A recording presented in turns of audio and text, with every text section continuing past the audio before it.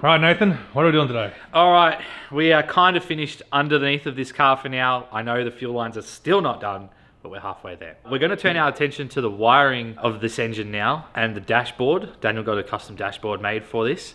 So we thought, let's get into the nitty gritty of actually getting this thing to maybe turn over. Yeah, pretty much. We're pretty much done as much as we're going to do underneath. The only thing really left underneath now is exhaust. Yeah, exhaust and finish the fuel. Yeah, so now we figured it's time we move up and we start trying to get all the electrical sorted, and the first thing we need to do to get electrical sorted is we need to start mounting electrical hardware, that being the dash. And once if we get that installed, we're going to hopefully look at installing the ECU as well too, and finding where that's going to live, because then from there, then it's Michael's turn to start pinning stuff and wiring.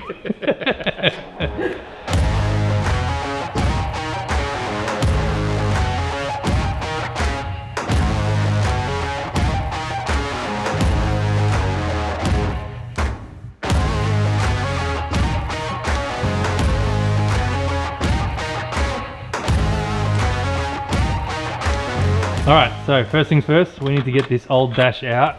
So what we're going to do is just pull this fascia out. I'm wondering, do we take the steering wheel off? Just to get it out of the way? Probably a good idea. Yeah. Give me an Allen key. Yep, I'll do that.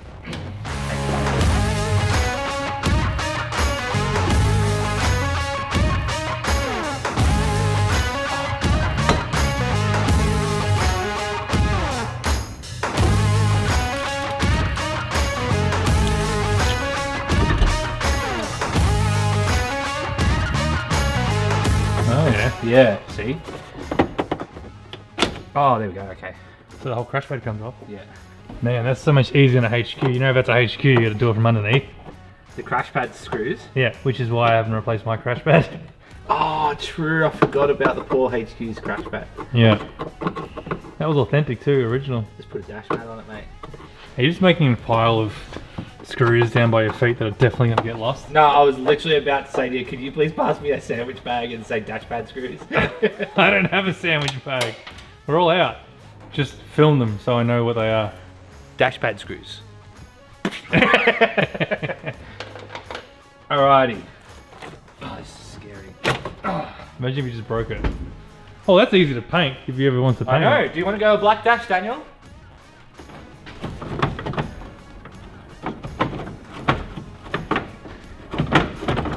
What is it called on? See this little... I'm just waiting for the snap. Well, this one's broken.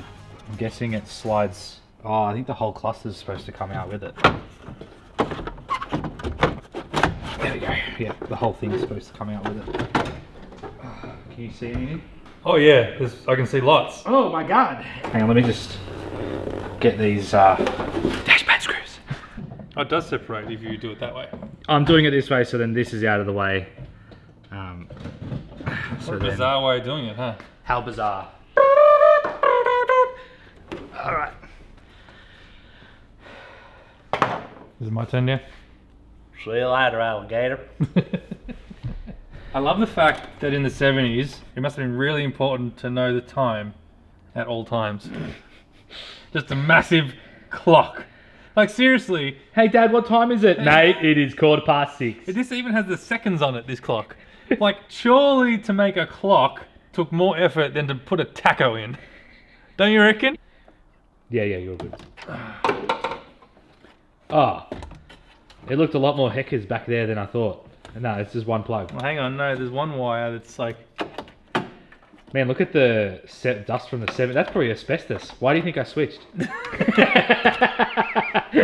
What do you do? Why are you the only one that had like your own little plug? Oh man, I'm not looking forward to this wiring job. Okay. Alright, so what me and Michael are afraid of is that the new cluster is going to be cutting this out. Which I honestly think it is. I don't know how this cluster works. Yeah.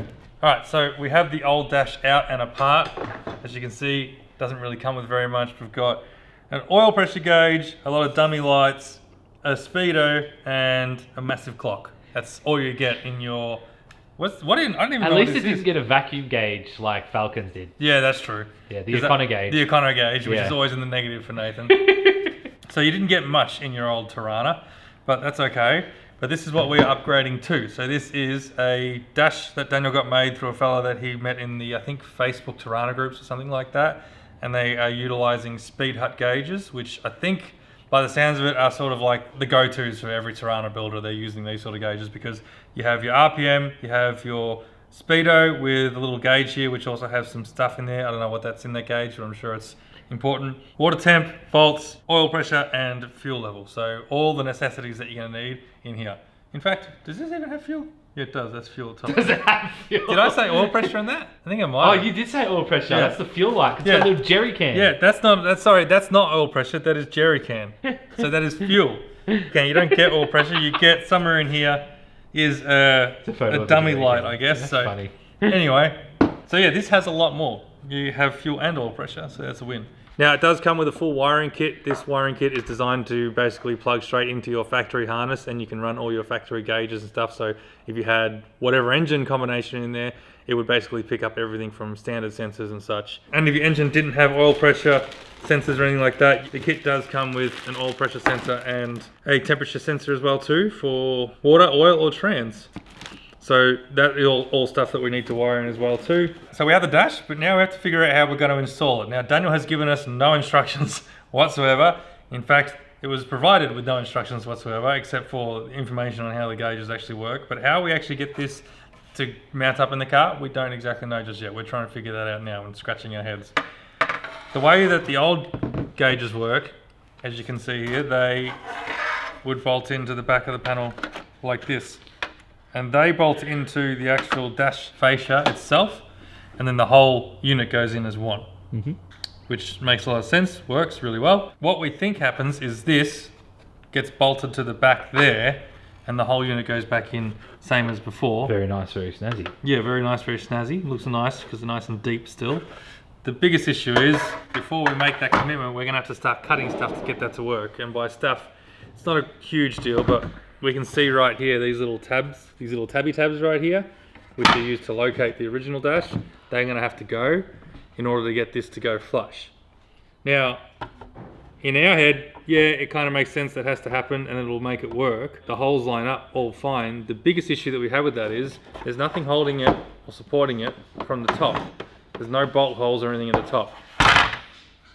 So we need to figure that out. But I think what we need to do to start with is we probably need to just commit Nathan, cut those tabs off, and then we can mount it up and see how we can go and get it in the car.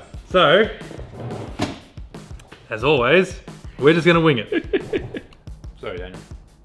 I'm not sorry at all.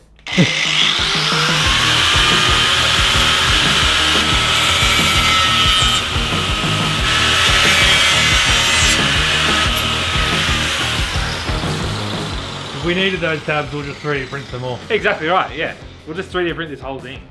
So now that we've done that, it fits better. But this is the issue, is how this screws in there.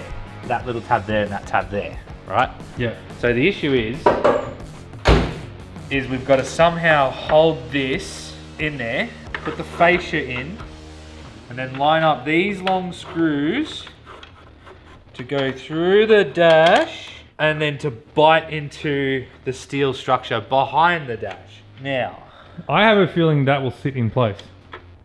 I got a feeling it is too. So I reckon we sit. Oh, here we go. I reckon we sit that in place first. I agree. No, we should. I think we trial fit it like this. Yeah.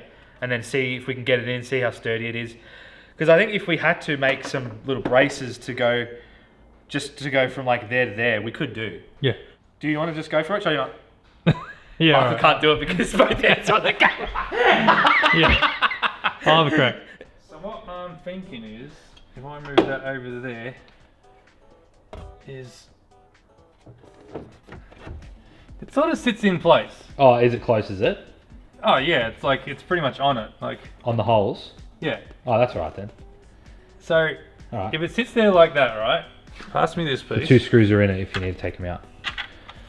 The pre-rusted patinaed screws are already here still, so we're good. I'll sit them down there. Dash screws. Dash screws. We don't bag anymore. We just talk to the camera. and then we have to go back and watch all our episodes to figure out where everything went. And then if we sit that in there like that, right? Now, I need the device to do the screw up. I have the device. This is like one of those games where it's like, you need the device to do up this part. Yeah. And you got to like go on a mission to go find a wrench. It's a side quest. Okay. So then I get the screws, the fastener. It's a bit of a juggling act, I'm not going to lie. But if I can lift that up. There we go. Oh! There we go, Michael. It's pulling up. Yeah, it pulled it up. What did I do with the other pre-rusted screw there? It's on the floor. So what you need to do is just lift it up by the little booties. Is it doing up? Yeah. I will admit, that is an instant change right there. How solid does it feel? Like, I haven't done it up completely yet, but actually, you know what? Oh, that actually looks alright. That's... Well, that wasn't easy install. Yeah. Here you go, get the beauties. Anyway, thank you for joining this episode of Hackshop Garage. We'll see you next week.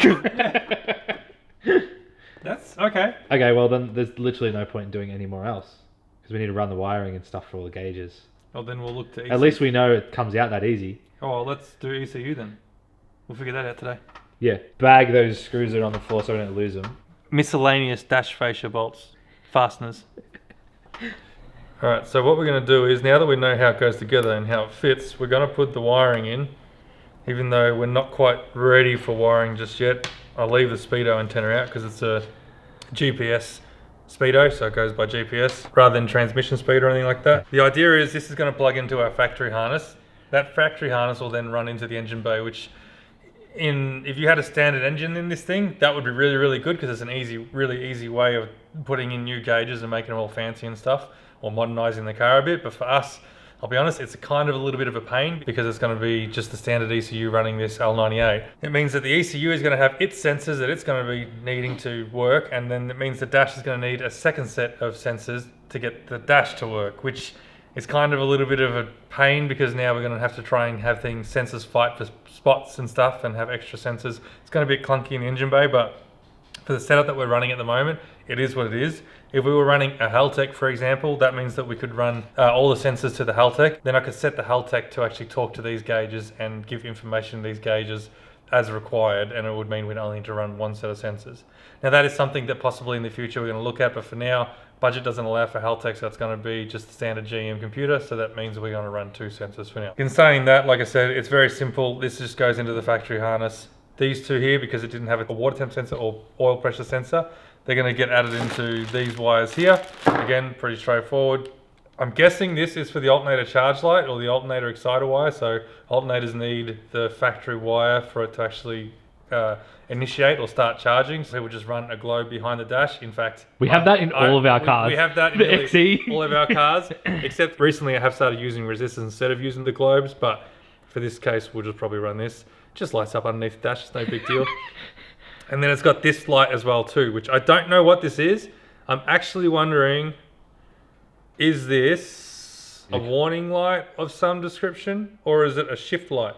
Like RPM? Oh, I think that's shift light. Yeah, it could be a shift light. I'm not sure yet. I need to read the instructions because it does have the ability to put a shift light in it. It's got a range of LEDs here. I don't know exactly what it does yet. I don't really know. We'll have to look into that as we get closer to actually wiring it. But for now, we're just going to sidle this behind the dash just so that it's sort of tucked away and neat and we can sort of have an idea of where things are going to run. This is going to be the quickest way to modernize your Torana that I know. Like, it took no time at all to do this mod, really. The good thing about that is it means... Yeah, why didn't we put this cluster in when it was still running as a 6-cylinder? I know, right? We could have seen it working. I know. I'm really keen to see it work. The good thing is, I was about to say with this setup is, it means that all our power feed and ignition feed and everything is already wired up, so I don't have to worry about that. Yeah. For powering the dash. All I need to do is just run a bunch more sensors. But you know what? If I'm wiring guy, Nathan could be sensor guy, and then it's not my problem. That's a sensitive topic, man. So I've set all my wirings in. It's now your problem to figure out how you're going to get all the sensors to work. Yeah, that's fine. I can't believe it. We got so stumped on how this thing goes together. Yeah, I know. It's actually so simple. But I think it's because we overcomplicate, but we over mechanicalize things and we go, why is there no fixing at the top? There should be a fixing at the top. It is still strange that there's no fixing at the top. Like, I'm worried about vibration in the future, whether they're going to, like, you know, rock a little bit or shudder. Yeah. But once these are actually done up pretty tight, like that is actually super it's not tight. really By the moving. time this whole thing gets bolted in. Might as well put the rest in, man, so we don't lose them. Yeah, I reckon. Yeah. That fascia's got a hole in it as well, anyways. Well, not anymore, it doesn't. Because that's a really good spot for a shift light, isn't it? In fact, let's put that in. What if it's not a shift light? What if they're just like, I just put this behind it because it's nothing? Well, if it had instructions, we could find it out, but it doesn't, so... God, it fits really. I would It just does. glue it in. It's like it's meant to be there, so... Just glue it. Like a flush fit. Yeah, I would just glue it like that. It's not really where you want your shift light. Like, it's not really in your face, but... Well, I think it's okay. But I mean, like, he's got to cover that hole anyway, so... We'll leave that to him, but the idea is there. We don't need no speedo cable no more. Dash screws.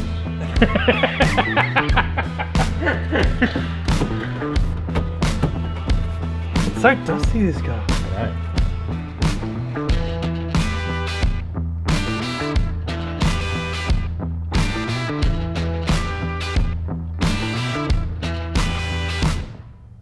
Why is there no indicator still? It's gone missing. It'll be somewhere. In Daniel's bucket of bolts. I like it. I actually think it does look really good in there. Yeah. It's only one thing missing, Nathan. What's missing? Your little red rocket. I'm a red. Don't push it too far. It literally just fits.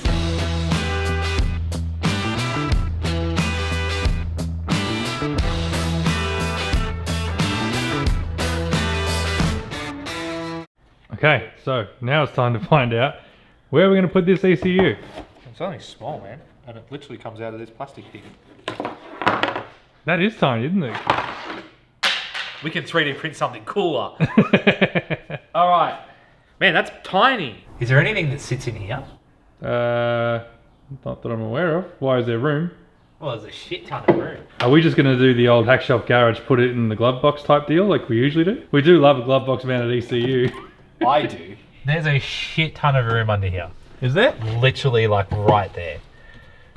It's actually, it's not going to be a hard task. Actually, you know what we need to do? We need to figure out whether the plugs come out 90 degrees Or like or that. straight out. Because that'll depend on how we mount it, yeah? Yeah. I can already feel the pain. What is that one? What is this one? Are we missing one? Michelle! Oh, maybe that's the OBD plug-in. No. That is interesting. Why is it missing? Unless it's body control. That could be a body control harness, maybe. Yeah, surely it has to. LS1 harnesses I'm kind of familiar with because we've done a couple of them now, but this is an L98. I've never dealt with one of these before, and it looks very different. I remember when we were talking about this, I was like, man, we should probably strip down that harness. And Michael was like, there's only 3 wires you got to pull out of it. I think there's more than 3.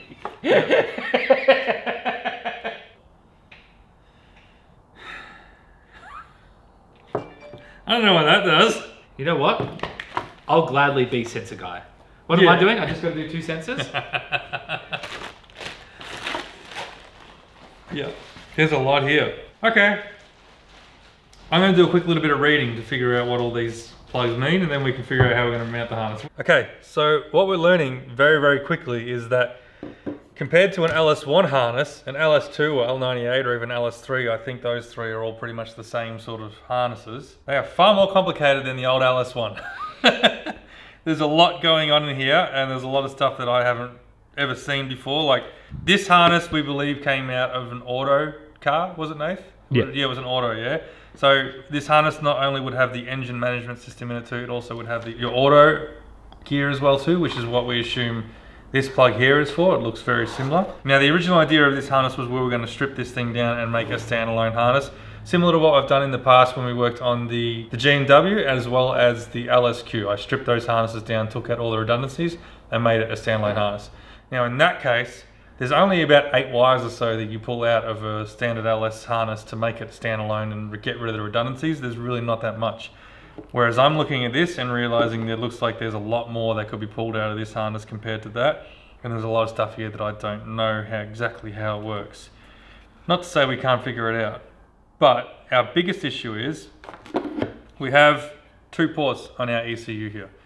and we have this plug here that goes into that, and that runs this harness here, but we are missing a plug and another harness that goes into this port here. Now, I thought maybe that it might be a case of this is for engine management, this top port, and this bottom port might be for like a BCM, similar to like what we've had experience with in Nathan's Fairlane, where the ECU controls body control module parts of the car. So like your heater and your aircon and all that, it goes through the ECU. And I thought that might be what this does, which is why it hasn't been provided to us in this. Maybe you just don't need it. But from what I'm reading, very, very quickly, I've done literally 5 or maybe 10 minutes worth of reading. It looks like this also does a lot of stuff to do with the engine. So I reckon we're going to need this plug. Now, we don't have that. It's obviously not a plug that we can buy from JCar or anything like that. So now we're going to have to go down the path of looking for another harness by the looks of it. So Daniel might have to chase up another one. If anyone has any info on how these ECUs work and whether we're going to need that second port or harness, please put in the comments below, because up until this point, I've not done any research on how I'm going to wire this up. I haven't even looked into it yet. This is the first time we've looked at it, and already I can see there's going to be some issues, and I think there's some things missing. But for now, what we're going to do is we're at least going to try and get the ECU mounted. We want to get that mounted so at least we can just have that done and we can start moving forward, because once this is mounted, then I can at least start trying to figure out how I'm going to run all this wiring, where it all needs to run to, and all of the above like that. So I'm going to hand this back over to our mounting guy over there, and he can have a crack at trying to mount this. I think he's got an idea. Do you have an idea, Nathan? Yeah, I just need to put it to some paper. Yeah. Yeah, I will start trying to figure out. I think I can run this through the car anyway to at least get an idea of how it looks, and then we can go from there. Sounds good. Not gonna lie, it's been a while. Since what? Since I've had to make something. I was literally about to say, see, look, we don't always just use these fancy scanners. It's really been a while. Strapping. Cool. Alright. So what the plan is, I'm going to build 2 little tabs. So that's that side, and then that should mirror. The different hole placements? You son of it. That's different. Oh, are you kidding? That's different? alright. So anyway, that's going to go like that. This strap will be bent like that. And then I'm just going to put a little tack weld. Anyway, Daniel's here, so Michael can discuss with him that he needs to buy a harness.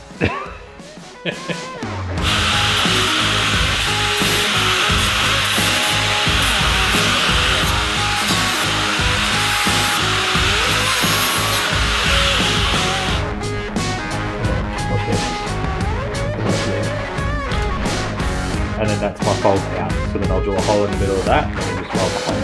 Yeah.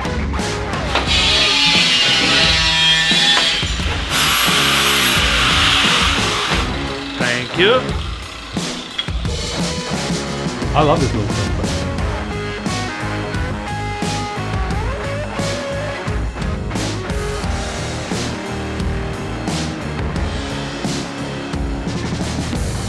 That's going to go like that. I'm just going to drill a hole there, and then all we need to do is just go with the welder. Yep. So we're not sticking nut surds through the plenum, and all we've got to do is just make sure we don't blow a hole in the plenum with the welder. Well, you'll know pretty quick when Daniel's missus is driving along and the water starts pouring on their feet. I had a look at your ECU spot. Yeah. It's a very nice ECU spot. Oh, it's a killer spot. Yeah. It's going to be the best ECU spot we've ever had. You're not even going to know it's there. I know. Yeah. I like it.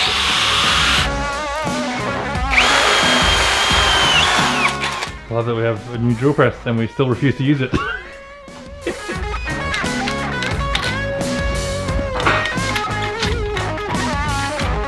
those bolts are perfect. What a fluke. I swear to God, I really have been tin-assing it these last few episodes.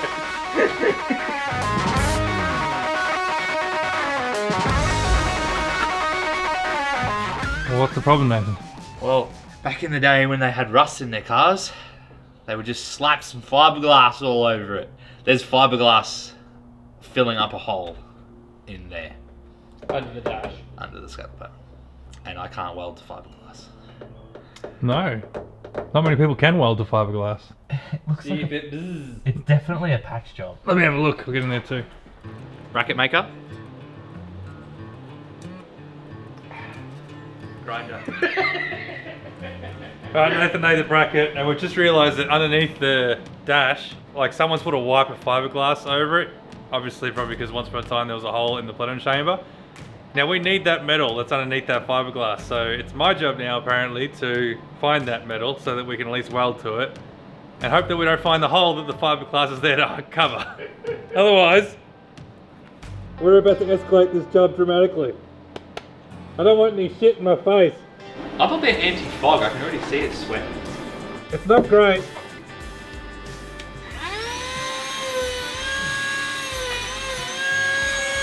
I can't see shit. You want to call it? No, it's the fogging. Oh. Give me my normal That's glasses. right off Temu.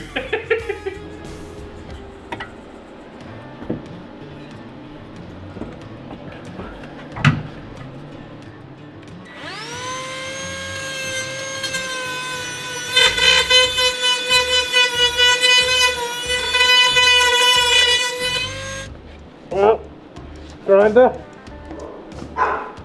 Well done. So what Nathan's trying to weld is right in there. See those clean spots? That's what he's going to try and get to. Yep, and hold the ECU.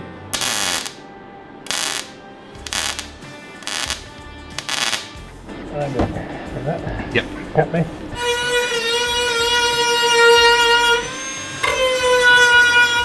The good news is, all the metal looks good. Ugh. Good luck. That's scary as shit.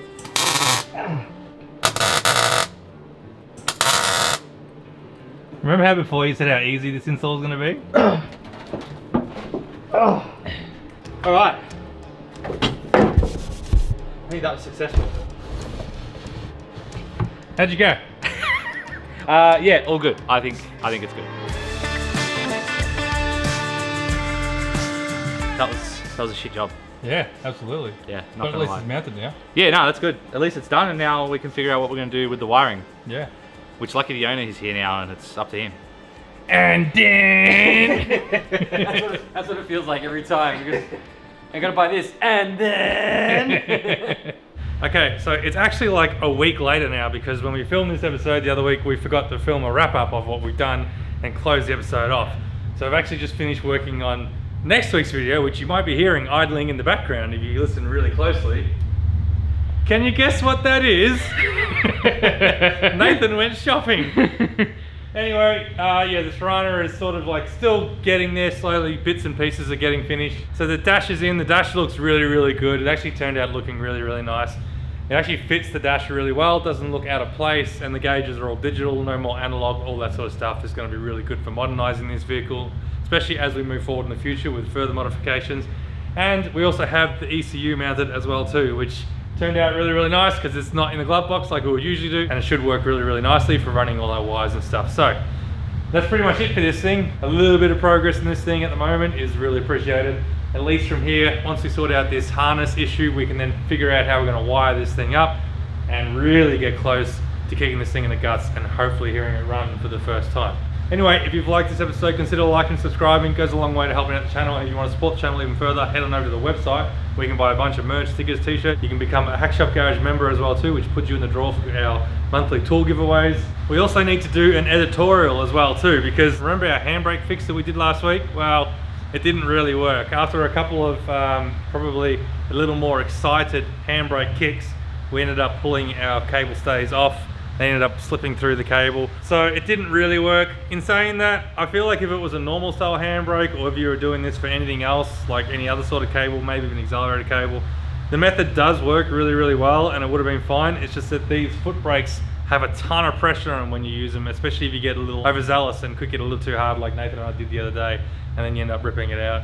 We had a lot of comments saying that what we could have done to make it bond even further would be to tin the cable before we actually soldered it, and perhaps that could have worked, but in the end all we ended up doing was sending it to Flex Drive, the shop where we get our cables crimped and all that. They're going to crimp it for us, we're going to put it back in, and it'll be basically solid, then we won't have to worry about it. But yeah, so it didn't really work, but it was still a fun test and experiment nonetheless. We had fun with it. It really only came off when we really reefed on that pedal, and I feel like you do that more with a foot brake than you do with a handbrake. So anyways, we thought we'd let you guys know that doesn't always work out.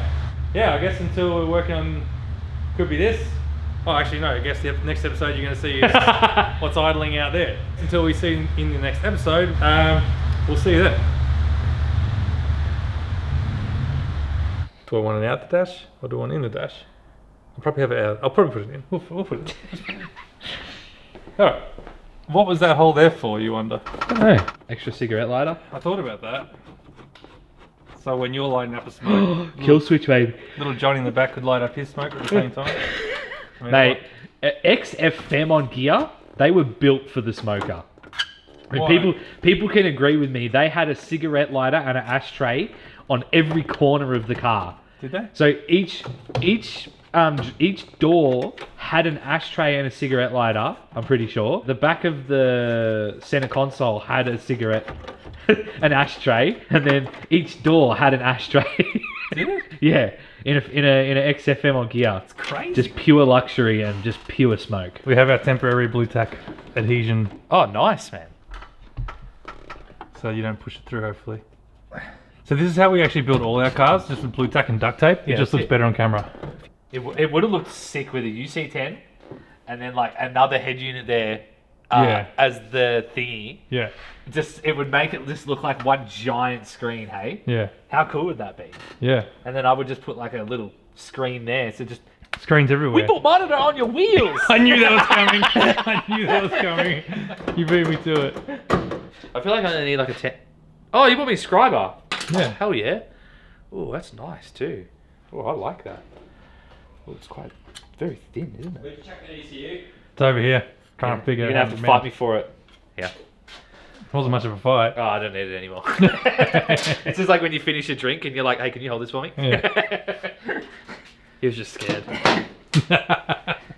Is this your second side? Huh? Is this the second side? No, this is the one side. Oh, still the one side. Just Sorry, saying. you would still be computering if it was, if it was up to the... He's cutting the wires. I got medium grade, dark grade, light grade. What? I don't have any of those. Oh, I forgot to say I'm colorblind. Oh.